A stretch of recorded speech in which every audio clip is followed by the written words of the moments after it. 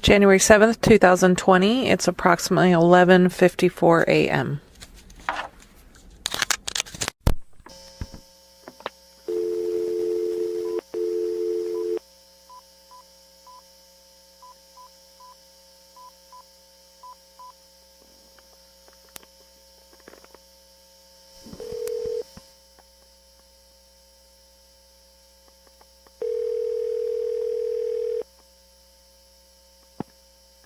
Hello?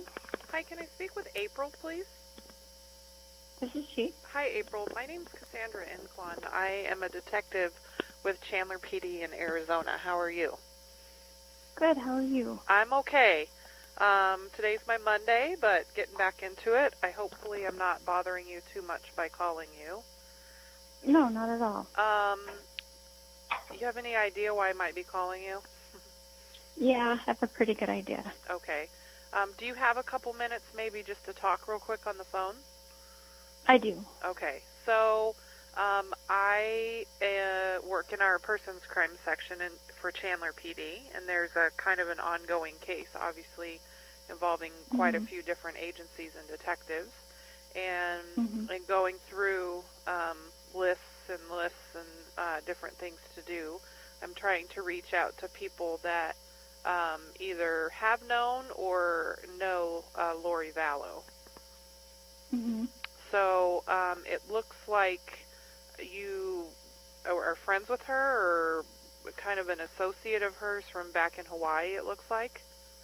Yes, so we were friends in Hawaii, and we stayed in contact after she moved back to Arizona. And in fact, when Charles originally started his divorce proceedings last February, she came to Kauai, and she and Tylee stayed with me in my home. Okay. And I know a lot of this, so it's kind of, I'm just trying to confirm just to make sure. Sure. Because she had lived in Hawaii originally with Charles and children. Correct. And that was when you got to know her or got to become friends with her? That's when we first met, yes. Okay. And then, so when she, this past February, obviously, her and Tylee came back to Hawaii when her marriage with Charles, obviously the dynamics changed a little bit, and she had stayed with you.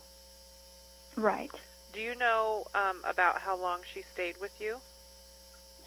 It was less than a week, and then she moved into Kauai Beach Resort, which is it's a hotel, but it also has privately owned vacation rentals. So I don't know if she was paying by the night or if someone was letting her stay in their vacation rental that they owned or something. Like a VRBO type thing? Yeah, because she was there for almost 30 days. Okay. And then do you know where she went after that? She kind of went all over. As far as I know, I don't know. I mean, we were in communication, but now that looking back, I don't know how truthful her communication was with me. But she was kind of moving around all over. So I know that she went to Texas for a time. She was in Arizona. And I didn't even know that she had lived at all in Idaho. I know she had gone there to do some, podcasts or conventions, but I had no idea she even was living there. The last time I had any communication with her was maybe 5 days before Charles died. Okay. So at 5 days before the case in Chandler, obviously. Right. Okay.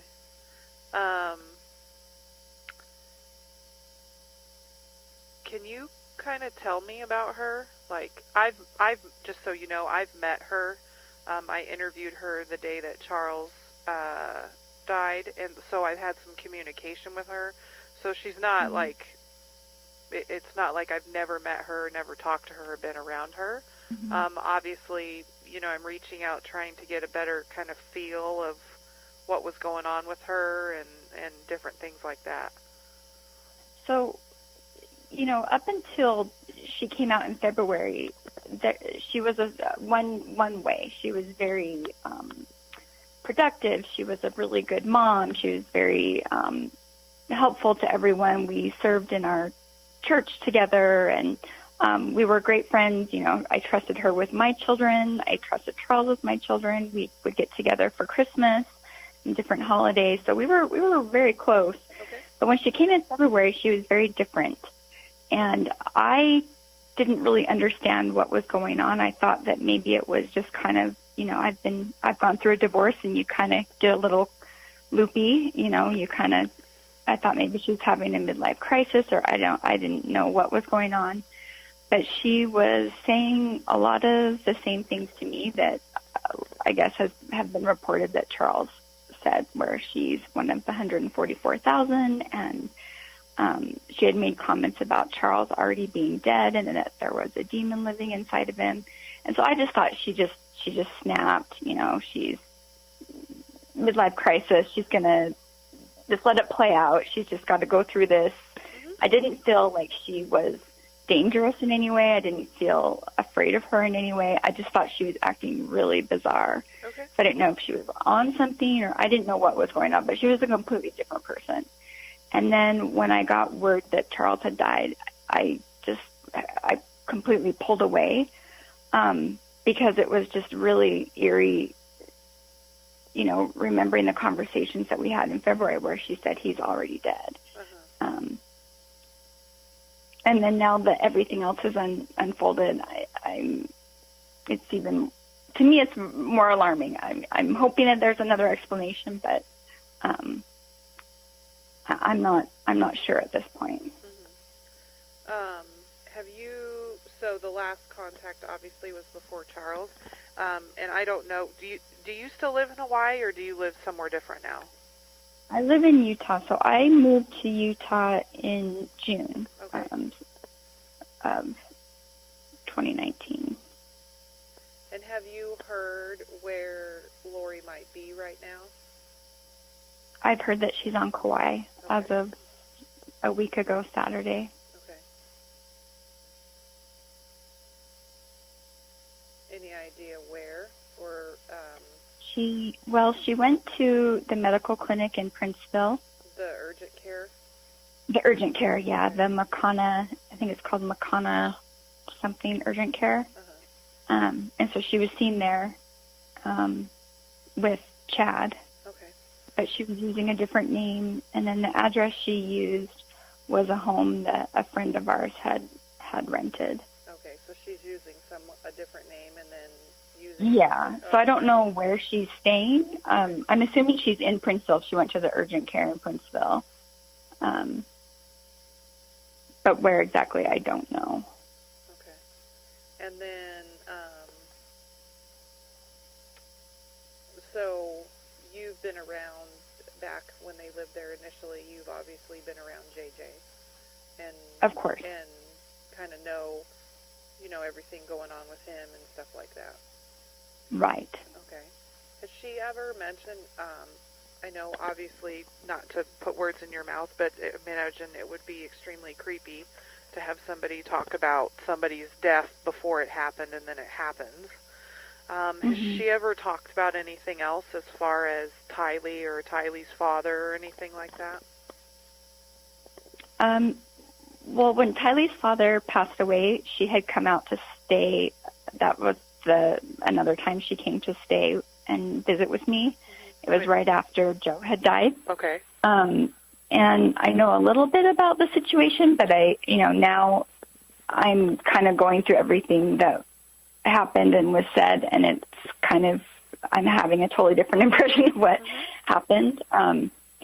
My understanding, if I remember correctly, what she told me is that they hadn't heard from Joe for about a month.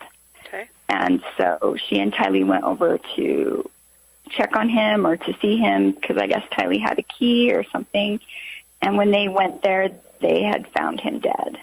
And I guess he'd been dead for like a couple of weeks, maybe 2 weeks or something. Okay. Did she say anything about kind of the stuff that was going on with her and Joe at the time? I knew their history, and I don't know how much of what she told me is actually what happened. Okay. But I know they had a really volatile relationship as far as custody of Tylee. And I know, as far as what she told me, there were some pretty serious allegations against Joe that she claimed he had molested Tylee and Colby, and that was her motivation for keeping Tylee away from him and wanting full custody. Okay. Did she ever mention anything about Joe's actual death, though? No, just said that they didn't know. They figured he had a heart attack in his sleep or something. Okay. So there's a statement that is kind of floating around that a couple people that knew Lori in Hawaii have kind of relayed that after the fact, after Joe had passed away, that she had made statements that her brother had something to do with it.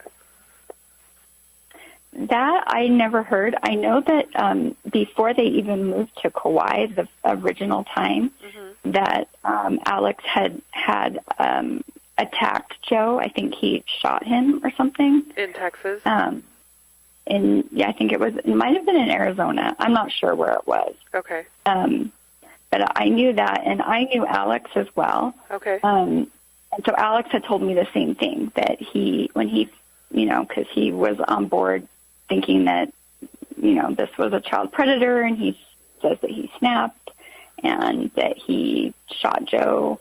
But my understanding is he shot it in kind of a public place. Yeah, so that was an incident that did happen in Texas. Okay. So we know about that one. But there's kind of this statement floating around that Lori had made some statements to people in Hawaii that after Joe had actually died, that her brother had something to do with Joe's actual death, not the incident before.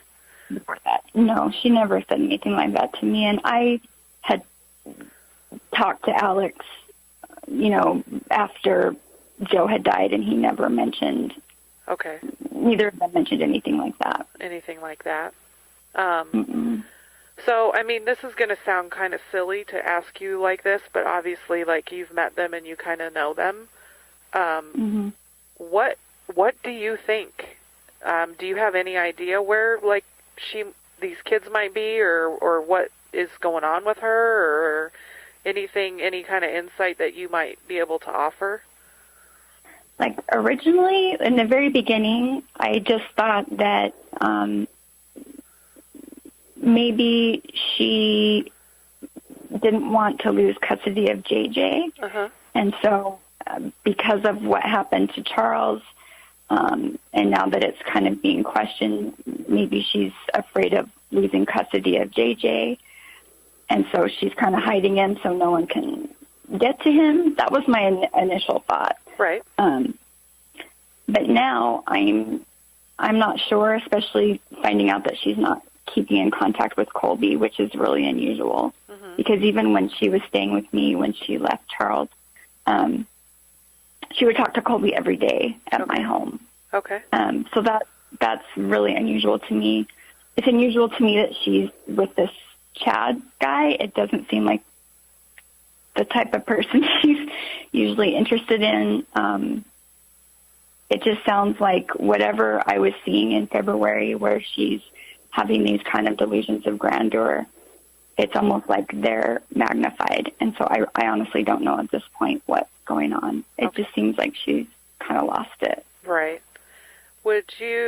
Can you think of anybody else that she might have been close to, or anybody else that she might speak with? Obviously, Colby, us and other detectives had a lot of contact with him and stuff, but as far as anybody else that is in kind of her circle, somebody that we can reach out to and talk to? I don't know if you've talked to Melanie Gibb. That would be a key person to talk to. Okay.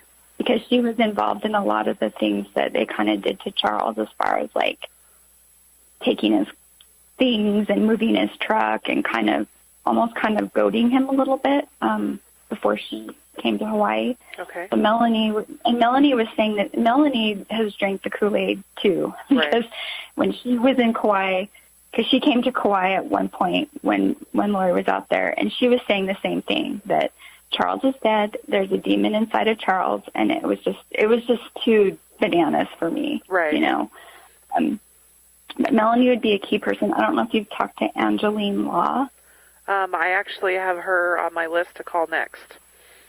Yeah, that's who another person I would talk to. Okay. And then I don't know, let's see, well, I'm sure you've talked to Annie Elison. I have, yes. Yeah. Other than Angeline, I can't really think of anybody.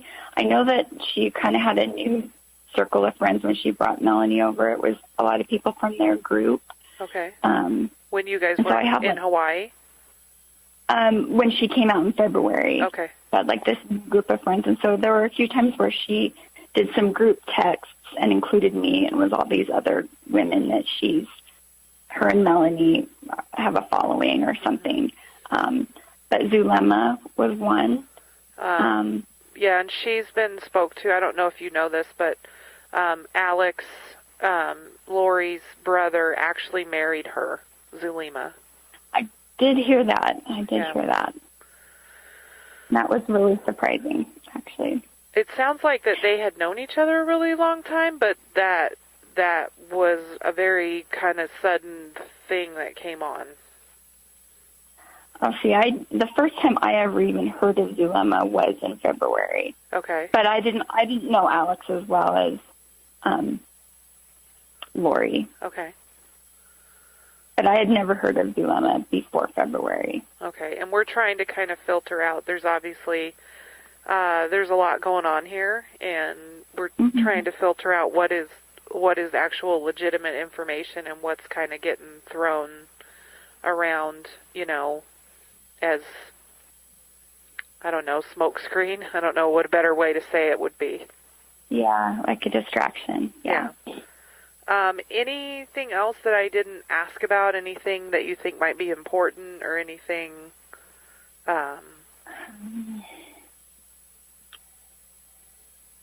Not that I can think of. I mean, so much comes to mind, but not that might even is not necessarily relevant. Okay. But if you come across something and you need to talk again, I'm happy to talk again. Okay, perfect. That would be great.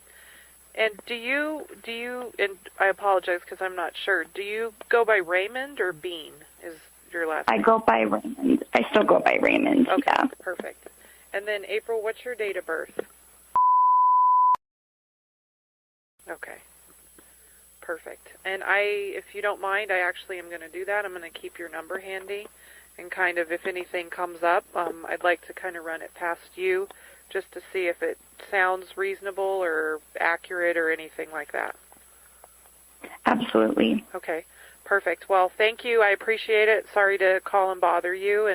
No, I'm happy to help in any way. We just want to find Tylee and JJ, or just find out what's happened. That is exactly why there's a lot of us working on this. So, cautiously optimistic, but we'll see where we kind of go with this. Yeah. Okay. Well, thank you. I appreciate it. Mm-hmm. All right. Bye. Of course. Take care. Bye-bye.